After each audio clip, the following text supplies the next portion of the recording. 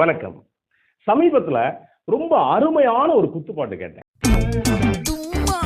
கேட்ட உடனே என்னடா ராஜேந்தர் மறுபடியும் பாடியிருக்காரா, இல்ல ஏற்கனவே 80கள்ல ராஜேந்தர் பாடின ஒரு பாட்டா அப்படிங்கிற ஒரு சந்தேகம் வந்துச்சு. ஏன் அப்படின்னா, ராஜேந்தர் ஒரு சில குத்துப்பாட்டு பாடினார் அப்படின்னா, இந்த கீழே கிடக்கிற ஆள் கூட தூங்குற கூட எழுந்திருச்சு 2 குத்தாட்டம் போடுவான். அந்த மாதிரி ஒரு வைப்பை கொடுத்துருவாரு. நம்ம வைப்புன்னு சொல்றது இல்ல, இருந்தாலும் எல்லாரும் சொல்றதுனால நம்மளும் சொல்லி வைப்போம் அப்படிங்கிற வகையில அப்படி கொடுத்துருவாரு அப்படின்னு வச்சுக்கோங்களேன்.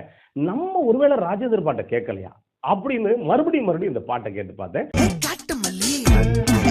ஏறத்தாழ ராஜேந்திர குரல் மாதிரியே இருக்கு.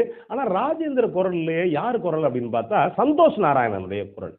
அப்போ புதுப்பாட்டு தான், ஆனா நமக்கு புரியுற மாதிரி ஒரு பாட்டு வந்திருக்கு அப்படின்ட்டு உள்ள போய் பார்த்தா அது அடுத்து வெளிவர இருக்கக்கூடிய ரெட்ரோ திரைப்படம். யாரு? கார்த்திக் சுப்புராஜ் இயக்கத்துல சூர்யா, பூஜா ஹெக்டே மற்றும் பலர் நடிச்சு சந்தோஷ் நாராயணனுடைய இசையில வெளிவர இருக்கக்கூடிய திரைப்படம். இந்த பாட்டை பார்த்த உடனே எனக்கு ஒரு பக்கம் மகிழ்ச்சி ஆனிச்சு. எதுக்குங்க நம்ம என்ன அந்த படத்துக்கு நமக்கு என்ன தொடர்பு அப்படின்னு நீங்க கேட்கலாம். இல்ல, ரொம்ப நாளா தமிழ் இல்லாத வார்த்தைகளை போட்டு நிறைய பேர் பண்ணிக்கிட்டு இருந்தாங்க. ஆனா இந்த பாட்டு விவேக்குடைய வரிகள்ல இந்த பாட்டு வந்திருக்கு. சந்தோஷ் நாராயணன் இந்த பாட்டை பாடியிருக்காருன்னு வச்சுக்கங்களேன். இன்னொரு பக்கம் சூர்யாவுக்கு சமீபத்துல ஒரு குறிப்பிட்ட படங்கள் ஓடாம சூர்யா அப்படி பண்ண மாட்டாரு, ஜெயிக்க மாட்டாரு அப்படிங்கிற ஒரு எண்ணத்தை பல பேருக்கு விதைச்சுக்கிட்டு இருந்துச்சு. இதை கம்ப்ளீட்டா தூக்கி சுருட்டி அடிச்சுட்டு இந்த ஒரு பாட்டை இந்த ரெட்ரோ திரைப்படத்தை ஓட வைக்கும் அப்படிங்கிற இந்த நம்பிக்கை எனக்குள்ள இருந்துச்சு. இன்னொன்னு, கார்த்திக் சுப்புராஜ் சூர்யா 2 பேரும் சேர்ந்துட்டாங்க அப்படின்னா ஏற்கனவே 2 பேருமே சிறப்பா பண்ணக்கூடியவங்க. இந்த பாட்டு இன்னும் சிறப்பு அப்படின்னு அர்த்தம். சந்தோஷ் நாராயணனுக்கு இன்னும் சிறப்பு உண்டு. என்ன அப்படின்னா, அவர் பாட்டுக்குள்ள ஒரு ஜீவன் இங்க கண்டிப்பா உணர முடியும். கொஞ்சம் வித்தியாசமா பண்ணக்கூடியவர். அவருக்கு இன்னொரு சிறப்பு என்ன அப்படின்னா, அப்படியே நீங்க வட மாவட்டத்துக்கு போயிட்டீங்கன்னா அந்த இந்த வடிவத்திலையும் பண்ணுவார், வட சென்னை வடிவத்திலையும் பண்ணுவாரு. இந்த பக்கம் வந்துட்டீங்கன்னா தென் மாவட்ட வடிவத்திலையும் பண்ணுவாரு. அந்த ஒரு சிறப்பு சந்தோஷ் நாராயணனுக்கு உண்டு. சரி, இந்த பாட்டு இருக்கு இல்லைங்க, இந்த பாட்டு எப்படி நம்மளை இந்த சொல்றாங்கல்ல வைப்பு ஏத்துது அப்படின்னு, எப்படி அப்படின்னு நான் கவனிச்சு பார்த்தேன். இந்த பாட்டை மொத்தமே ஒரு 12ல இருந்து 13 வரிகள் தான் இருக்கும். பொதுவாகவே இன்னைக்கெல்லாம் பல்லவி சரணம் அப்படின்லாம் கிடையாது. அடிச்சு எங்கேயாவது போய் மறுபடியும் திரும்பி பாட்டு முடிஞ்சிடும். அந்த மாதிரி தான் இந்த பாட்டு முடியுது. ஆனா பெரும்பாலான சொற்கள் தமிழ்ல இருக்கு. பாட்டு எடுத்த உடனே நம்மளை டக்குன்னு கேளு அப்படின்னு சொல்றது எது அப்படின்னா, ஒரு எலக்ட்ரிக் கிட்டார். அந்த கிட்டாருக்கு முன்னாடி இவர் ஆரம்பிப்பாரு சந்தோஷம்.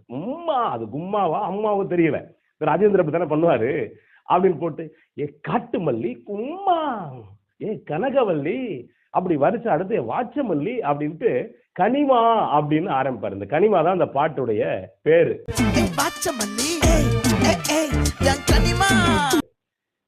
அடுத்த வரி போட்டிருப்பாரு, ஆசை பட வச்சான் ஆள விழ வச்சானு மாப்பிளை அப்படி. அடுத்து மயிலாட்டம் இருக்கா, மலர்கூடை மனுக்கா, ஏ பாரா கை சீரா நீங்க என்ன போட்டுக்கலாம், பூ வாரா. அடுத்த வரி ரொம்ப அழகா போட்டிருப்பாரு, நெத்தியில நெலாவட்டம் வச்சவன் சுறாவட்டம் ஒட்டு மொத்த தென் மாவட்டம் ஓசை கட்டி வந்து நிக்கட்டும். அடுத்த வரி போடுற, ஆத்தி சந்தன கட்டை ஆட்டம் பொம்பர கட்டை. நானே பாட ஆரம்பிச்சுட்டேன். இப்படி இந்த வரிகள் போக அப்படியே அந்த பாட்டு டெம்போ ஏத்துக்கிட்டே இந்த பாட்டு போய்கிட்டே இருக்கும்.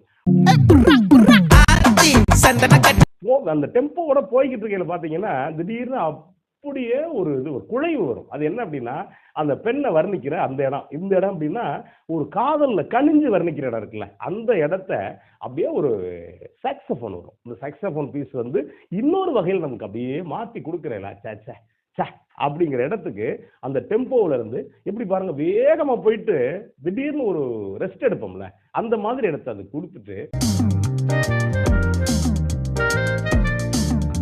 மறுபடியும் கவனிச்சு பாத்தீங்கன்னா மறுபடியும் சூடாக்குவாரு. மறுபடியும் சூடாக்கி அந்த பாட்டு மறுபடியும் இதை விட இன்னும் கொஞ்சம் வேகமா போய்கிட்டே இருக்குன்னு வச்சுக்கோங்களேன். இந்த பாட்டுக்குள்ள சிறப்பு என்ன அப்படின்னா, ஏன் இந்த பாட்டை நம்ம கேட்கிறோம்? நீங்க பாட்டை முழுசா கேட்டு பாருங்க. இந்த பாட்டு முழுக்க ஆட்சி செய்யறது எது அப்படின்னா ட்ரம்பட். எல்லா இடத்துலையும் ட்ரம்பட் பின்னிட்டு போயிட்டே இருப்பாரு. இதுக்கு நடுவுல நம்மள தவள வைக்கிறது சாக்ஸோபோன். ஒருவேளை சாக்ஸோபோனா என்னன்னு தெரியல, ஏன்னா இன்னைக்கெல்லாம் ஒரே கருவியை உள்ளுக்குள்ள கொடுத்து வேற மாதிரி மாத்துறாங்க. இப்ப அது ஒரு பக்கம் அப்படி நமக்கு இன்னொரு பக்கம் ரசிக்க வைக்குது அப்படின்னா, இந்த பாட்டுக்குள்ள இன்னொரு சிறப்பு என்ன அப்படின்னா, நீங்க ஒரு குத்துப்பாட்டு அப்படின்னா ஒரு சில இடங்கள்ல தான் ஏதாவது ஒண்ணு போட்டு அப்படி இப்படி பண்ணுவாங்க.